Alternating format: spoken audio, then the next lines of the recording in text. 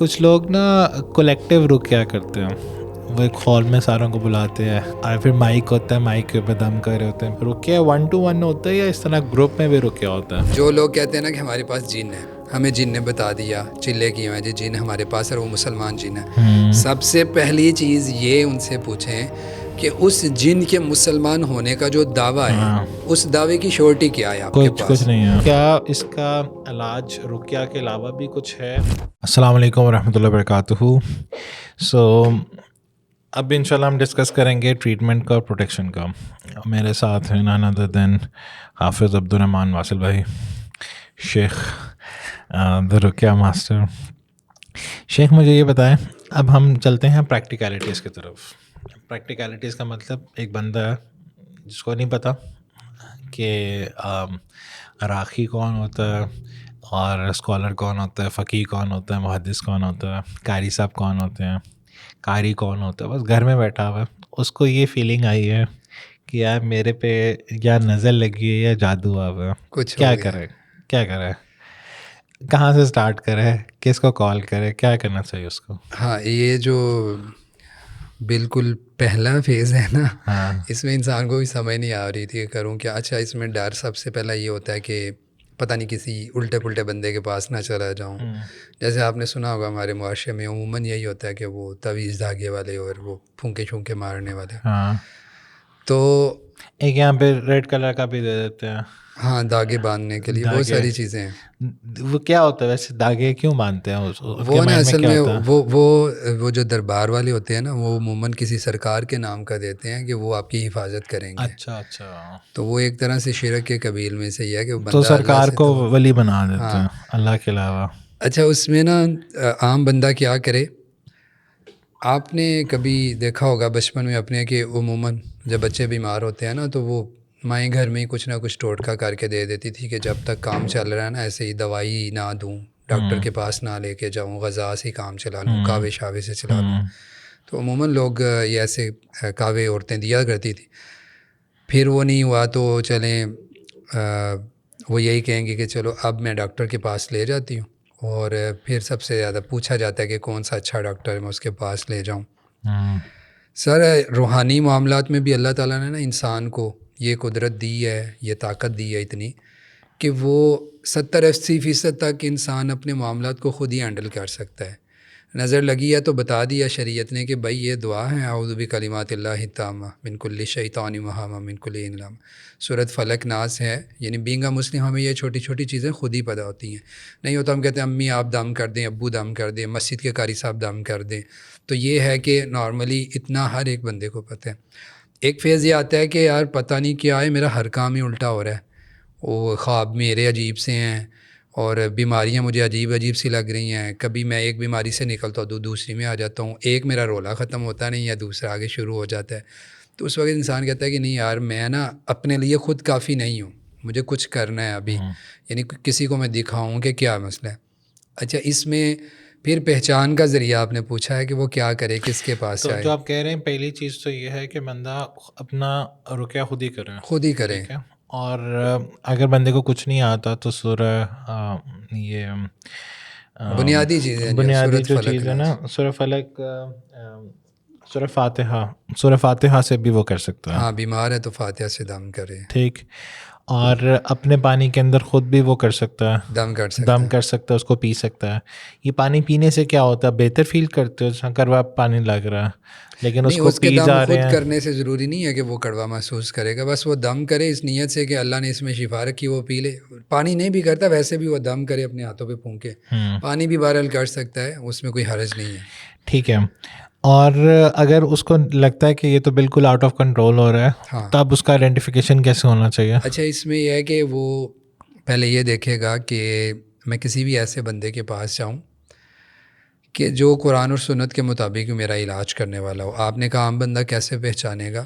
ہمارے معاشرے میں نا یہ ایک چیز رچ بس گئی ہے ہمارے اندر، خصوصاً مذہبی جو ہمارے طبقے ہیں ان میں، کہ جب تک ہمیں کوئی بندہ نا کوئی عجیب سی انوکھی چیز کر کے نہیں دکھاتا نا، ہم مانتے ہی نہیں ہیں اس کو کہ یہ بھی کوئی اللہ لوگ ہے. ٹھیک. یعنی ہم سمجھتے ہیں کہ کوئی وہ ایسے ہاتھ ڈالے قمیض کے شف اندر, شف ہو کوئی ہاں, اور وہ کوئی تمیزوں کا گچھا نکالے تو پھر کہیں گے او یار یہ تو چین بابا نکل رہی بڑی ہو, پہنچی کچھ چیز ہے. کچھ یہ ہو. ٹھیک ہے, میں نا ایک دفعہ دم کرنے گیا ایک گھر میں, تو میں نے دم کیا, مریض بیٹھے ہوئے تھے, ان کو بٹھا کے قرآن پڑھا. ان میں سے ایک کو سر درد ہو بہت زیادہ اور ایک کو بہت نیند آئے سنتے ہوئے.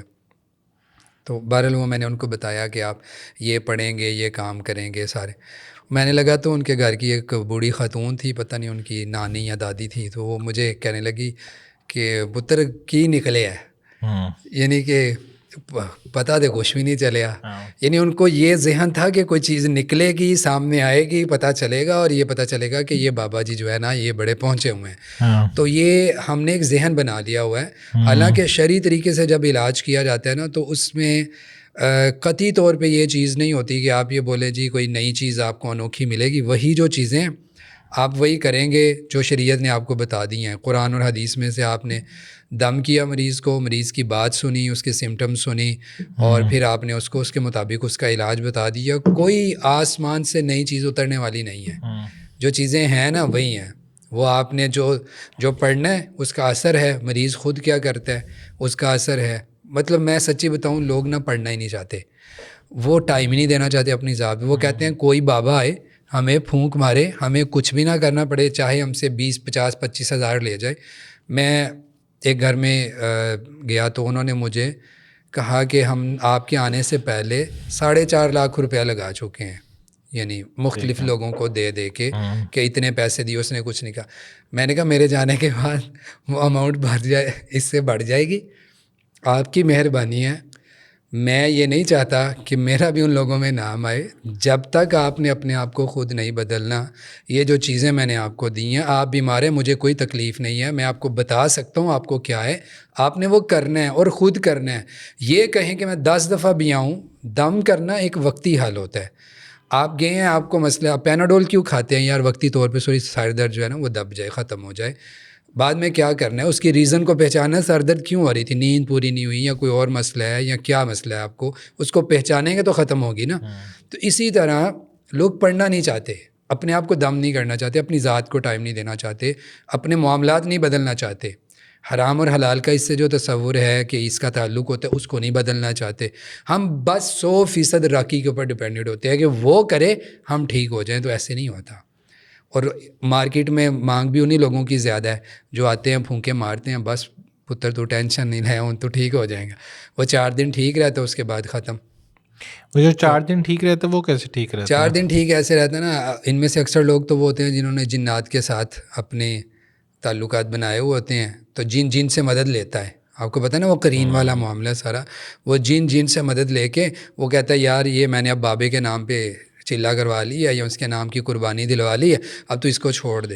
وہ 4 دن اس کا پیچھا چھوڑ دے گا. پھر وہی شیخ, جو ہماری سوسائٹی میں مسئلہ ہے وہ یہ ہے کہ پہلے تو ہمیں لگتا تھا کہ یہاں یہ سنت کے اکارڈنگلی ہے, بندہ نمازیں وغیرہ پڑھ رہا ہے تو اس کا جو طریقہ ہوگا وہ بالکل شرعی ہوگا. یہ آپ کو لگتا تھا کہ یار یہ جادوگر ہے, یہ صحیح بندہ نہیں ہے اور نہ ہی نمازیں پڑھتا ہے. اب کیا ہو رہا ہے کہ اب گرے ایریا میں بہت زیادہ لوگ آ رہے ہیں, بہت مشکل ہے. ٹھیک, جن کی داڑیاں بھی ہیں, نمازیں بھی پوری پڑھتے ہیں, لیکن وہ پھر موکل یا باقی نان اسلامک کاموں میں بھی انوالو ہیں. تو گرے شیڈز بہت زیادہ آ گئے ہیں. ایسے ہی ہے. اور گرے شیڈز میں بڑے اچھے اعلیٰ نام, جی میں نے خود بھی ایکسپیرینس کیا ہے. میں ایک جگہ پہ گیا, انہوں نے ہاتھ کی پیمائش کرنا شروع کر دی, حالانکہ وہ بڑے جانے مانے آپ انہیں کہہ سکتے ہیں کہ ایک اسکول آف تھاٹ کو پریزنٹ کر رہے تھے, بڑے اللہ والے. تو اس میں پھر کیسے بندہ آئیڈینٹیفائی کرے؟ دوسرا یہ ہے کہ کیا اس کا علاج رقیہ کے علاوہ بھی کچھ ہے, جس طرح آپ نے کہا طب کا ہے, کچھ چیزوں کو کھانا جس سے باڈی پہ فرق پڑتا ہے, جس طرح ہم نے پہلے بات کی تھی کہ نہار منہ صبح اٹھ کے 7 کھجوریں کھانا, اور سنن بھی ایک ہرب ہوتی ہے, وہ کہتے ہیں مکی ہونی چاہیے, ثنا مکی. ہاں ثنا مکی, اور وہ چاہے مکہ سے ہو، مدینہ سے ہو یا کسی بھی جگہ سے ہو. اسی طرح بلیک سیڈ آئل کے بارے میں آتا ہے کہ اس میں بہت زیادہ شفا ہے. کیا اس کا صرف روحانی عمل ہی ہے، بس رقیہ ہی کریں یا کوئی اور بھی اچھا اس طریقے ہیں؟ میں بالکل آپ کی بات سمجھ گیا ہوں. وہ جو آپ نے پہلے گرے لسٹ والی بات کی ہے نا، اس میں اللہ کی پناہ بہت سارے لوگ ایسے ہیں. مجھے اکثر یہ جو راکی بھی ہوتے ہیں نا یا جو نیا سیکھ رہے ہوتے ہیں، وہ مجھے پوچھتے ہیں اکثر آپ کے علاج کا طریقہ کیا ہے. میں کہتا ہوں میں دم کرتا ہوں. وہ کہتے ہیں نہیں وہ تو ٹھیک ہے لیکن آپ کیسے کرتے ہیں. میں نے کہا میں دم کرتا ہوں. تو وہ پھر یہی کہیں گے نہیں کوئی چیز رکھی ہے یا کیا کرتے ہیں کہ بوتل میں بند کرتے ہیں. میں نے کوئی بوتل نہیں ہے، کوئی لوٹا نہیں ہے، کوئی کچھ نہیں ہے. میں دم کرتا ہوں. مریض کو دم کے دوران جو کیفیت ہوتی ہے اس کے مطابق دیکھ لیتے ہیں. تو آپ کو بہت سارے طریقے ملیں گے. بوتل میں بند کرنے والے بھی ملیں گے، آنکھیں بند کروا کے بھی کرنے والے ملیں گے. آنکھیں بند کرو، تصور کرو ایسے اور ایسے ہو رہا ہے، اس کو کاٹو، اس کو مارو، اس کو پکڑو، اس کو باندھ دو. یہ میں شروع میں بھی کرتا رہا ہوں یہ والا جو آنکھیں بند کر کے. پھر میں نے اس کو چھوڑا بھی اور اس کی کچھ یہ ایک لمبی تفسیر ہے. اچھا میں یہی بتا دوں، میں سب کو یہ نہیں کہہ رہا کہ وہ میرے علاوہ سارے غلط ہیں، لیکن میں طریقہ سب سے اچھا اور صاف ستھرا اور واضح جو ہے نا وہ یہی ہے کہ مریض آیا آپ اس کو دم کریں اور دم کے دوران جو کیفیت ہے اس کے حساب سے دیکھ لیں کہ مریض کو یہ ہوا ہے، اس کو پڑھنے کے لیے دے دیں، پانی دم کر دیں، کلونجی آئل دے دیں، کچھ بھی دے دیں. یہ ساری چیزیں ہیں. لیکن اس سے ہٹ کے جتنے بھی طریقے ہیں نا کہیں نہ کہیں ان کے اندر شک ہے. اور اب تو بہت سارے لوگ جو اپنے آپ کو وہ ایک کہتے ہیں نا کہ ہم سیلفی اسکول آف تھاٹس ہیں، اور وہ بھی نا وہ اب وہ کیچ کوچ کرنے کے چکروں میں آگے ہوئے ہیں. اور وہ پھر اس کے کچھ بتاتے بھی ہیں، ہیلے بہانے بھی بناتے ہیں ایسے ایسے. بہرحال میں اس کو صحیح نہیں سمجھتا ہوں، ان کی اپنی ایک سوچ ہے. میں یہ سمجھتا ہوں کہ دم ہے. وہ کہتے ہیں ہم جب ایسے کرتے ہیں نا تو ہمیں پتہ چل جاتا ہے مریض کہاں پہ پہنچا ہے. تو اللہ نے تو یہ آپ کو کہا ہی نہیں کہ آپ دیکھو مریض کہاں پہ پہنچا ہے. آپ نے تو اس کو دم کرنا ہے، آپ دم کر شیخ دو. وہ تو اس طرح کہتے ہیں نا، جس طرح وہ کہتے ہیں یہ جو ہمارا طریقہ ہے نا یہ بی پی آپریٹرس کی طرح ہے، ٹھیک ہے، یا اسٹیٹوسکوپ کی طرح ہے. جس طرح ہارٹ بیٹ چیک کرتے ہیں، تو یہ طریقہ ناجائز نہیں ہے لیکن بس ٹھیک ہے. اچھا یہ یہ ہمارا دیکھیں اپنا جو لوگ طریقہ ہے. کہتے ہیں نا کہ ہمارے پاس جن ہے، ہمیں جن نے بتا دیا، چلے کیے ہیں جی جن ہمارے پاس ہے، وہ مسلمان جن ہے. سب سے پہلی چیز یہ ان سے پوچھیں کہ اس جن کے مسلمان ہونے کا جو دعویٰ ہے اس دعوے کی شورٹی کیا ہے آپ کے پاس. کچھ نہیں ہے. مطلب وہ کہہ دیتا ہے. میں آپ کو بتاتا ہوں، میں کراچی میں گیا تو وہاں پہ ایک لڑکی کو اس کے والد اور اس کے بھائی دو بھائی تھے اور والد اس کے پاس بیٹھے ہوئے. تو انہوں نے نا وہ دم کے دوران روتی تھی اور چیختی تھی. تو میں نا سورہ بقرہ پڑھنے لگا. تو سورہ بقرہ وہ میرے سے آگے آگے پڑھنی شروع کر دی اس نے. ٹھیک ہے، یعنی میں سورہ بقرہ پڑھ رہا ہوں، مجھ سے اگلی آیتیں اس نے شروع کر دی اس جن نے، یعنی اس میں حاضری ہوئی تھی. اب اس نے وہ اس سے آگے پڑھنی شروع کر دی تو ہنسنے لگ گیا. تو مجھے کہنے لگا کہ تم کیا سمجھتے ہو، مجھے نہیں آتی، مجھے آتی ہے. پھر اس نے یہ کہا کہ میں اکثر بولتا نہیں ہوں اگر جن حاضر ہو تو اس سے بات نہیں کرتا، کیونکہ وہ نا الجھانے کی کوشش کرتے ہیں. اچھا مجھے سمجھ آ گئی کہ یہ جو ہے نا وہ یہودی جن ہے، کیونکہ یہودی جن جو ہوتے ہیں نا عموماً وہ بہت محنتی ہوتے ہیں ان کی طرح ہی. اچھا وہ نا اس نے بولنا شروع کر دیا. اچھا میں نے نا اس نے کہا کہ تم سے پہلے بھی 2 لوگوں کو انہوں نے دکھایا اور میں نے کہا تھا کہ میں مسلمان ہوں، وہ تو مان گئے تھے، تو تم کیوں نہیں مان رہے. کیونکہ ہمیں یہ بات پتہ ہے کہ بھائی شورٹی نہیں ہے. اس نے کہا مسلمان، تو میں مسلمان مان لوں. وہ کلمہ سنا دے گا، قرآن پڑھ دے گا تو میں کہہ دوں مسلمان ہے. تو کبھی بھی اس کے کہے پہ یقین نہیں کریں. آپ چپ کر کے دم کریں. آپ کے اپنے پاس جو جن ہے اس کی شورٹی کوئی نہیں ہے کہ وہ آپ کے پاس اسلام لا کے تابع ہو چکا ہے. اور اگر ہو بھی گیا ہے تو آپ کیسے کریں گے بھائی؟ کیا یقین کا کیا کرائٹیریا کیا ہے؟ کوئی بھی نہیں ہے. تو یہ میں نہیں اس کو مانتا کہ آپ یہ کہیں کہ وہ انہوں نے جن رکھے ہیں تو وہ ان سے کام لے رہے ہیں. یہ درست نہیں ہے. یہ اپنے آپ کو بھی دھوکہ دینا ہوتا ہے اور ان کے ساتھ بھی جو آپ کے پاس آئے ہیں ان کے ساتھ بھی دھوکہ کرنا ہے. تو ان چیزوں سے بچیں. وہ بہترین طریقہ یہ ہے کہ آپ مریض کو دم کریں، اس کی کیفیت دیکھیں، اس کو خواب پوچھیں، اس کے دم کے دوران طبیعت کیسی ہوئی وہ پوچھیں، اس نے کیا محسوس کیا وہ پوچھیں، اس کو پیٹ میں درد تو نہیں ہوا، قے تو نہیں آ رہی تھی، اس کے ہاتھ پاؤں کی انگلیاں ٹھنڈی تو نہیں ہوئیں، اس کو بہت شدید نیند تو نہیں آ رہی تھی، یا وہ دم کرنے والے کو دل میں برا بلا تو نہیں کہہ رہا تھا. یہ بھی ہوتا ہے. تو یہ چیزیں پہچان کا ذریعے پتہ چل رہی ہیں کہ ایک مطلب انیوژل چیز آپ نے محسوس کر شیخ لی. تو کسی کو اگر اثر ہو تو کچھ لوگ تو بس یہ کہتے ہیں اتنے سیشنز میں یہ ہو جائے گا. ٹھیک ہے 4 سیشنز میں 12 سیشنز میں. لیکن سچی بات تو ہے کہ کوئی گارنٹی نہیں ہے کہ شورٹی کتنے تو کوئی سیشن نہیں. نہیں ہوتا نا, ہاں کوئی وہ بھی اکثر شورٹی. لوگ پوچھتے ہیں تو میں کہتا ہوں مجھے کوئی پتہ نہیں, اللہ شاید ایک ہی دم میں شفا دے دیں آپ. اچھا جب ہم یہ صاف صاف بتا دیتے ہیں نا کہ کوئی پتہ نہیں ہے ایسے, ہمیں لوگ پاگل سمجھتے ہیں. میں مذاق نہیں کر رہا. وہ کہتے ہیں یہ کیا طریقہ ہے, یہ کوئی بات ہے کرنے والی, ڈاکٹر کو پتہ تو ہونا چاہیے. بھائی میں اللہ سے سند لے کے تھوڑی آیا ہوں کہ میں 2 دم کروں گا تو تم ٹھیک ہو جاؤ گے. تو اکثر لوگ نہیں بھی آتے بعد میں, تو نہیں آتے تو نہ آئیں. ہم اپنا انداز نہیں بدلنے والے, وہ جو چل رہا ہے وہ جو صحیح ہے اسی پر رہیں گے. اچھا شیخ, یہ تو ٹھیک ہے. اور اس کے بارے میں اب کچھ لوگوں نے یہ بھی کرائٹیریا بنا لیا کہ اگر یہ بندے پیسے لیتے ہیں تو یہ صحیح بندہ نہیں, اگر یہ بندہ مفت میں کرتے تو صحیح بندہ ہے. پھر ایک اور بھی چیز ہے, وہ بھی لوگوں کو تو پتہ چل جائے, کسی نے پتہ ہے. کچھ لوگ نا کولیکٹیو رقیہ کرتے ہیں. وہ ایک ہال میں ساروں کو بلاتے ہیں, رائٹ سائڈ پہ مرد ہوتے ہیں, لیفٹ سائڈ پہ عورتیں ہوتی ہیں, جو بھی ہوتا ہے. اور پھر مائک ہوتا ہے, مائک کے اوپر دم کر رہے ہوتے ہیں, پھر انگلیوں سے نکال رہے ہوتے ہیں. رقیہ 1 to 1 ہوتا ہے یا اس طرح گروپ میں بھی رقیہ ہوتا ہے؟ اچھا یہ میں تو اس کے خلاف ہوں. میں نے ایک ہی دفعہ ایسے کیا تھا, زیادہ لوگ بیٹھے تھے اور میں نے ان کو دم کیا, تو میں نے اس کے بعد کبھی نہیں کیا. اس کی وجہ یہ کہ میرے ایک دوست ہیں, معروف ہیں کافی, وہ بھی چلے نام نہیں ذکر کرتے, تو وہ دم کرتے ہیں اکٹھے بیٹھا کے عورتوں اور مردوں کو ایک سائڈ پہ. یعنی وہ میں ایک دفعہ ان کے میں گیا تو کافی دفعہ, لیکن ایک دفعہ میرے دیکھنے میں جو چیز آئی, میں نا اٹھ کے وہاں سے تھوڑی دیر کے لیے باہر آیا ان کے پاس سے, تو وہ لڑکی کو نا لے کے, ایک اس کی بڑی بہن تھی شاید یا کون تھی, تھوڑی بڑی عمر کی تھی, ایک چھوٹی عمر کی تھی, تو وہ اس کو لے کے اندر جا رہی تھی. اس لڑکی کو کچھ بھی نہیں تھا, صرف وہ اس کو چیک کروانے کے لیے لے کے آئی تھی کہ لگتا ہے کہ اس کو کوئی مسئلہ ہے, اس کا جب بھی رشتہ آتا ہے تو رشتہ ہوتا نہیں. اچھا وہ لے کے اس کو گئی اندر, تو جب وہ اندر پہنچی ہے نا تو اس نے ان مریضوں کو دیکھا جن کی طبیعت خراب ہو رہی تھی دم سن کے, وہ کوئی ادھر گر رہا ہے کوئی ادھر گر رہا ہے اس طرح. اب اس لڑکی کو تھا کچھ نہیں, لیکن وہ آئی تھی بس چیک کروانے کے لیے. اس نے اتنا برا اثر لیا, اتنا برا اثر لیا کہ وہ خوف کے ساتھ دوپٹہ چھوڑ کے باہر بھاگنے آ گئی.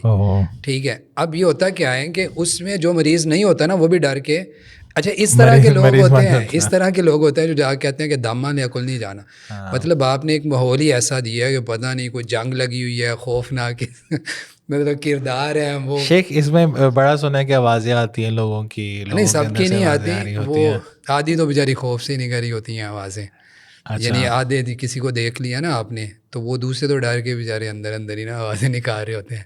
تو ہمارے یہ کوئی اجتماعی رقیہ نہیں کرنا مسنون چاہیے, طریقہ یا کوئی سلف کا طریقہ نہیں ہے یہ اجتماعی رقیہ نہیں کرنا چاہیے. اس میں نقصان زیادہ ہے, فائدہ کم ہے. فائدہ یہ ہے کہ آپ تھوڑے ٹائم میں زیادہ لوگوں کو دیکھ لیتے ہو. نہیں کیا ویسے ہوتا ہے یہ, یعنی کہ ڈفرینٹ لوگوں کے ڈفرینٹ مسائل ہیں, بس آپ اسٹیج پر ہو, آپ کے پاس مائک ہے یا جو بھی آپ کر رہے ہو, تو ساروں کو اثر ہو رہا ہے. نہیں وہ صرف رقیہ کرتے ہیں, مسائل بعد میں ان کے الگ الگ ہی سنتے ہیں. اچھا وہ فارم باز نے رکھا ہوتا ہے کہ فارم فل سر کرو, تمہیں رقیہ کیا کر رہے مسئلہ. ہوتے ہیں, رقیہ کرتے ہیں اکٹھا, اور وہ جی پتہ چل جائے گا کہ اگر کسی کو کوئی مسئلہ ہوا تو وہ مجھے یہ پسند نہیں ہے. جس کو مسئلہ نہیں نا وہ بھی نیت یہی بنا کے بیٹھے گا مجھے کوئی مسئلہ, اب دیکھو ابھی مجھے کچھ ہونے لگا, ابھی مجھے کچھ ہونے لگا, وہ آدھا مریض ویسے ہی بن جائے گا بیچارہ. اچھا اب مجھے یہ بتائیں کہ کتنا ضروری ہے کہ ابھی ہم یہ بات کرتے ہیں نا, آئی بی ایس آپ نے ڈسکس کیا, وہ میرا فیوریٹ ٹاپک ہے. ایک بندے کو آئی بی ایس ہے یا کوئی اور ڈیزیز ہے, اس کو کتنا ضروری ہے کہ وہ میڈیسن کھانے کے ساتھ ساتھ اپنا روحانی علاج بھی کروائے, یا وہ اپنے آپ کو کتنا کنونس کرے کہ مجھے روحانی بھی کوئی مسئلہ ہوگا؟ اچھا آپ کو یاد ہوگا ہم نے شروع میں نا یہ بات کی تھی کہ رقیہ کا تعلق طب کے ساتھ ہے. وہ بات پھر نکلتے نکلتے کہیں اور چلی گئی تھی. تو رقیہ کا تعلق جو طب کے ساتھ ہے نا, اس لیے میں نے بتایا تھا. دم 2 طرح کے ہوتے ہیں, ایک رقیہ شرعیہ مسنونہ ہے, ٹھیک ہے, اور یعنی آپ نے کسی کو وہ چیز بتائی جو نبی علیہ السلام نے بتائی, یہ مسنون دم ہے, ٹھیک ہے.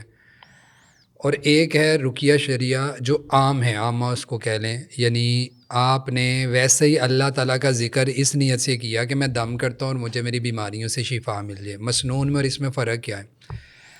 اللہ کے نبی صلی اللہ علیہ وسلم ہر فجر اور مغرب کے بعد 3 مرتبہ فلق ناس پڑھتے تھے, تینوں کل ہو اللہ بھی, باقی 3 نمازوں میں 1 مرتبہ پڑھتے. نبی علیہ السلام 100 مرتبہ لا الہ الا اللہ وحدہ لا شریک لہ لہ الملک, یہ جو ہے یہ دعا فجر کے بعد 100 مرتبہ پڑھتے تھے. یہ مسنون دم ہو گیا. نبی علیہ السلام رات کو سوتے وقت آیت الکرسی پڑھتے, سورہ ملک پڑھتے, سورۃ فلق راز پڑھتے. وہ پتہ ہے وہ حدیث جو حضرت عائشہ والی دم کرتے اور جسم پہ بھی پھیلے تو سو جاتے. یہ ہیں سارے مسنون دم. ہر موقع کی دعا کو اس کے حساب سے پڑھنا, اس میں ہم رد و بدل نہیں کر سکتے. یہ عبادت سے تعلق رکھنے والی چیز ہے. جو ہے رقیہ شرعیہ عام بیماریوں کی شفا کے لیے یہ طب ہے, اس میں ہم اپنی مرضی کر سکتے ہیں. لا باس بالرقیٰ ما لم یکن فیہ شرک, کہ ایسا دم کرنے میں کوئی حرج نہیں ہے جس میں شرک نہ ہو. یہ عام رقیہ کے لیے بولا ہے کہ جب تم اس کو بطور علاج کرو گے تو پھر تمہیں رخصت ہے. جیسے ابو سعید خدری رضی اللہ عنہ والی روایت ہے, عبد الرحمن صخر والی جو روایت ہے. روایتیں کیا ہیں وہ روایت یہ کہ ایک بندہ آیا ان کے پاس, وہ ان کو بتایا گیا کہ اس کو نا مجنون ہے, یہ پاگل ہے, تو اس کو دم کر دیں. انہوں نے نا خود ہی اپنے سوچ سے نا فاتحہ پڑھنی شروع کر دی, 7 دفعہ پڑھی, اور حدیث میں آتا ہے جمع بزاقہ ہوں, اپنا تھوک اپنی اس نوک کے اوپر جمع کرنا شروع کر دیا اور پھر اس کو اس کے اوپر تھتکار دیا, اور 3 دن انہوں نے یہ کام کیا. اب میرا سوال یہ ہے کہ جو لوگ کہتے ہیں کہ رقیہ میں آپ اپنی مرضی نہیں کر سکتے, یہ رقیہ مسنون ہے, آپ ایسے کیوں کرتے ہیں, آپ کو کس نے کہا 21 دفعہ پڑھو 100 دفعہ پڑھو, ان سے یہ پوچھیے کہ ابو سعید خدری کو بھی تو ایک ٹائم پہ ابھی یہ نہیں پتہ تھا. 3 دن کی تخصیص انہوں نے خود اپنی مرضی سے کی, 7 دفعہ پڑھنے کی تخصیص اپنی مرضی سے کی انہوں نے, جمع بزاقہ تھوک جمع کرنے والی جو ہے وہ اپنی مرضی سے کی انہوں نے. نبی علیہ السلام نے تو نہیں کہی نہ کی. تو ان کو پتہ تھا کہ یہ رقیہ شرعیہ عامہ ہے, یہ طب ہے اور مجھے اجازت ہے. اور نبی علیہ السلام کو پتہ چلا تو آپ نے پوچھا کہ تم نے کیا پڑھا تھا؟ انہوں نے کہا میں نے تو سورۃ فاتحہ پڑھی تھی. ٹھیک ہے, تو آپ نے فرمایا کہ وہ اللہ بڑا ہی قدرت والا ہے جس نے تجھے یہ عقل دے دی, یعنی کہ یہ چیز تیرے دل میں ڈال دی کہ تو نے کر. میرا سوال یہ ہے کہ 7 دفعہ کیوں؟ نبی علیہ السلام نے تو کہا فاتحہ پڑھے بیمار, یعنی دم کرے. نبی علیہ السلام نے تو نہیں کہا 7 دفعہ, انہوں نے 7 کیوں کیا؟ نبی علیہ السلام نے 3 دن نہیں کہا ہوا, انہوں نے 3 دن کیوں کیا؟ تو جو طب سے تعلق رکھنے والی چیزیں اس میں تجربات کریں آپ. ہو سکتا ہے آپ نے ایک مریض کو ایک بیماری میں 10 دفعہ دم کیا تو اس کو آرام آ گیا, تو اگلی دفعہ کے لیے آپ کے لیے تجربہ ہو گیا کہ یار یہ چیز ہوگی تو 10 دفعہ کروں گا تو آرام آ جائے شیخ. اس میں سورہ رحمان کی جو تھیراپی ہے, ٹھیک ہے, پہلے تو جو پہلا پوائنٹ ہے میں نگیٹ نہیں کر رہا, لیکن میں دوسرا پاپولر اوپینین لے کر آ رہا ہوں جو آپ نے بات کی ہے. جو دوسرا اوپینین ہے وہ یہ کہتے ہیں کہ تب نبوت کا سلسلہ تھا, اگر کسی نے کچھ غلطی کی ہوتی تھی تو رسول صلی اللہ علیہ وسلم انہیں منع کر سکتے تھے کہ یہ جو طریقہ ہے یہ آپ کا غلط ہے. جس طرح کچھ روایات میں بھی آیا نا کہ انہوں نے ایک صحابی جو زخمی تھے ان نے وضو کروا دیا, ٹھیک ہے, حالانکہ تیمم کرنا چاہیے تھا. تو آپ سے وسلم کیا کرتے تھے کہ وہ یا اپروو کر دیتے تھے کہ یہ طریقہ ٹھیک ہے, یا وہ ڈس اپروو کر دیتے تھے کہ یہ غلط ہے. اب وہ لوگ یہ کہتے ہیں کہ اب نبوت کا سلسلہ ختم ہو گیا, جب ہم اپنی مرضی سے کرتے ہیں کچھ بھی تو ہمارے پاس کوئی دلیل نہیں ہے کہ ہم صحیح کر رہے ہیں یا غلط کر رہے ہیں. اچھا, لاجیکلی تو ان کی بات صحیح ہے. یہ جو قاعدہ ہے وہ صرف اس پہ نہیں اپلائی کرتے, وہ صالح ثواب, صدقہ جاریہ, ان ساروں پہ بھی اپلائی کرتے ہیں. ہاں, اس بات کو آگے لے کے چلیں تو وہ تو پھر تقریباً 70% قرآن کے بارے میں بھی وہ یہ چیزیں کہتے ہیں کہ قرآن کی یہ آیت اس وقت کے لوگوں کے لیے خاص تھی, اب اس کا حکم نہیں ہے. بالکل. اچھا, ویسے یہ چیز رکھیں, یاد رکھیں کہ عموماً قرآن اور حدیث میں کئی چیزیں عمومی بیان کی گئی ہیں, بالکل جنرل میننگ. ٹھیک ہے. اب یہ جو حدیث میں نے پڑھی ہے, آیت بے شک خاص ہو, اس کا میننگ جنرل ہوگا. دیکھنا یہ ہوتا ہے کہ جو آیت اس وقت نازل ہوئی یا وہ حدیث جو نبی علیہ السلام نے بیان کی, اللہ کے رسول صلی اللہ علیہ وسلم کے اس دنیا سے جانے کے بعد صحابہ نے اس کا معنی کیا لیا. اگر تو رسول اللہ صلی اللہ علیہ وسلم کے جانے کے بعد صحابہ کرام نے اور تابعین نے اور تبع تابعین نے دم کو بالکل ترک کر دیا اور اس سے کوئی فائدہ نہیں اٹھایا اور اس میں تجربات نہیں کیے, تو پھر تو ہم بولیں جی بھائی ہم لوگ ہیں کہ ہم نے نہیں کیے. سمجھ آ گئی ہے نا آپ کو؟ تو وہ تو سلسلہ ہم دیکھتے ہیں تابعین سے, تبع تابعین سے, ایون کہ عبداللہ بن مسعود رضی اللہ نبی علیہ السلام کے جانے کے بعد بھی اپنی بیوی کو وہ جو انہوں نے تانت کا ہار پہنا تھا انہوں نے کہا کہ اتارو, تو وہ کر رہے ہیں بات. اچھا شیخ, اب جو مین کویشچن یہ تھا کہ ایک بندے کو کوئی بیماری ہوئی ہے جو اس کو لگ رہا ہے کہ اس کا جادو وغیرہ کچھ نہیں ہے, لیکن وہ نارمل بیماری ہے. ہاں, اچھا, کویشچن یہ تھا کہ کیا وہ اس کے ساتھ روحانی علاج فالو اسٹارٹ کرے گا تو وہ بہتر ہو جائے گا, یا اس کو کیا کرنا چاہیے, بس میڈیکل ڈاکٹر کے پاس جا رہا ہے؟ وہی بالکل وہ اس میں بات رہ گئی تھی. وہ یہ ہے کہ جو میں بتا رہا تھا نا کہ رقیہ کا تعلق طب کے ساتھ ہے. اب کہ وہ کیا کرے گا, اس کو جو تو بیماری نظر آ رہی ہے نا جسمانی طور پہ, اس کی وہ دوائی لے گا. ٹھیک ہے. آپ کبھی بھی نا غور کریں, جو انسان اگر ایک ہی ٹائم پہ 2 لوگوں کی ٹانگ ٹوٹ گئی نا اکٹھی, ٹھیک ہے, یعنی ایک بندہ ایک دن اس کو کوئی مسئلہ ہوا, دوسرے کو بھی اسی شام کو کوئی مسئلہ ہو گیا, دونوں ہاسپٹل میں پڑے ہوئے ہیں. سر آپ دم کرنا شروع کر دیں ایک کو اور ایک کو نہیں کر رہے, شفا ملنے میں دونوں کا فرق آپ واضح دیکھ لیں گے. وہ جلد شفا یاب ہوگا جو دم کرتے ہیں اپنے آپ کو ریگولر. جو عقیدے کا تعلق ہوتا ہے نا, یعنی اللہ تعالیٰ کے ساتھ جو بندے کا تعلق ہوتا ہے, یہ بہت زیادہ خیر رکھتا ہے. یعنی نیت انسان کے نا معاملات کو بالکل بدل کے رکھتے ہیں. گمان کو سمجھتے ہیں نا آپ, اچھا گمان اور برا گمان کتنا اثر رکھتا ہے, ٹھیک ہے. تو یہ جو پورا قرآن ہمیں ویژولائزیشن کے ساتھ بھرا ہوا ہے نا, کہ اللہ تعالیٰ کہتے ہیں یار تصور کرو یہ ایک جنت ہے, تصور کرو یہ جہنم ہے. تو اسی طرح جو انسان تصور کرتا ہے یا اللہ تو مجھے شفا دے گا, تو مجھے دے دے گا اور تو مجھے دے دے گا, وہ مانگتا رہتا ہے, وہ ایک دن آتا ہے اس کو شفا مل جاتی ہے. تو یہ ہے کہ وہ جسمانی جو بیمار ہے وہ دوائی بھی لے اور وہ دم بھی کرے, دونوں چیزیں کر لے. جس کو شک ہے, جس کو یقین نہیں ہے کہ دونوں میں سے کیا ہے, ٹھیک ہے, وہ دونوں چیزیں کرے, دم بھی کرے. اب دیکھیں نبی علیہ السلام شہد کیوں استعمال کرواتے تھے, کلونجی کیوں استعمال کروا رہے ہیں, یعنی وہ جو کالے دانے, میں ویسے کلونجی نہیں مانتا اس کو, وہ کالا زیرہ, یعنی اس کے بارے میں زیادہ روایتیں ہیں. بہرحال وہ ایک الگ چیز ہے. آپ اس کو وہ استعمال کرنے کا کہہ رہے ہیں, شہد کا کہہ رہے ہیں, زیتون آئل کا کہہ رہے ہیں, گائے کے دودھ کا کہہ رہے ہیں کہ اس میں شفا ہے. تو آپ کیوں بتا رہے ہیں؟ آپ یہ بھی تو کہہ سکتے ہیں اچھا تیرا پیٹ خراب ہے چل تو دم کر لے. آپ اس کو کہہ رہے ہیں نہیں شہد لو. کیوں؟ یعنی کہ چیزوں کا کھانے پینے سے بھی اثر ہوتا ہے نا, یعنی جسم کے ساتھ. اس میں مسئلہ یہ ہوتا ہے نا کہ مثال کے طور پہ کچھ چیزوں میں شفا ہے لیکن اس پیشنٹ کو والی چیزیں سوٹ نہیں کر رہی. یہ تو پھر اس کا معالج بتا سکتا ہے. میں ویسے چیزوں کے استعمال کرنے کی دلیل میں دے رہا ہوں, دلیل دے رہا ہوں. میں یہ نہیں کہہ رہا کہ وہ لازمی وہ والی چیز. مجھے سمجھ آ گیا, اب دلیل دے رہے ہیں کہ وہ بیسیکلی جو کھانے کا سہارا ہے, جو چیزیں آ گئی, میں بس وہ دلیل دے رہا ہوں کہ وہ کھا سکتا ہے, کھانی چاہیے اس کو ساتھ ساتھ وہ چیزیں, اس سے اس کی ریکوری بہتر ہو جائے گی. چیز ڈاکٹر بتا دے کون سی اس کے لیے بہتر ہے, اس پہ ہی دم کر لے, چاہے اپنے آپ کو دم کرے وہ. اچھا شیخ, اب بات یہ آ گئی کہ اگر بندے کو یہ پتہ چل جائے کہ یہ بندے کو یہ گمان ہو کہ یہ فلانے رشتے دار نے کیا, جادو کروایا ہے, یا کئی دفعہ وہ جن بھی بتا دیتے ہیں نا فلانے نے کروایا. ایک تو جنوں پہ کتنا یقین کرنا چاہیے کیونکہ وہ بھی اپنی اسٹوریاں بنا دیتے ہیں, کئی دفعہ وہ لڑائی کرواتے ہیں. یا اگر اس کو واقعی پتہ چلا یا اس کا گمان ہو کہ اس نے کیا ہے, تو اس میں سے اس نے اس بندے کے ساتھ کیا سلوک کرنا چاہیے؟ اکثر ہماری سوسائٹی میں ہوتا ہے کہ بندہ کہتا ہے کہ یار یہ جو ہے نا یہ کسی کی ساس نے کروا دیا, کسی کی بہو نے کروا دیا, یہ نند نے کروا دیا, یہ فلانی نے کروا دیا. اچھا, ایک شخص نا مجھے یہ کہنے لگا کہ میں نے نا خواب دیکھا ہے اور میرے خواب میں نا میری ایک رشتہ دار ہیں, تو وہ میرے اوپر جادو کر رہی تھی اور مجھے پکا یقین ہے کہ وہی ہیں میرے اوپر جادو کرتی ہیں. میں نے اس کو بہت سمجھایا کہ دیکھو خواب جو ہے نا وہ بعض دفعہ انسان کو کسی پہچان کا ایک ذریعہ تو ہوتے ہیں, لیکن فیصلہ کن بات کبھی بھی نہیں ہوتی وہ, اور اس کی بنیاد پر کوئی بھی ایسی چیز نہیں کرنی چاہیے.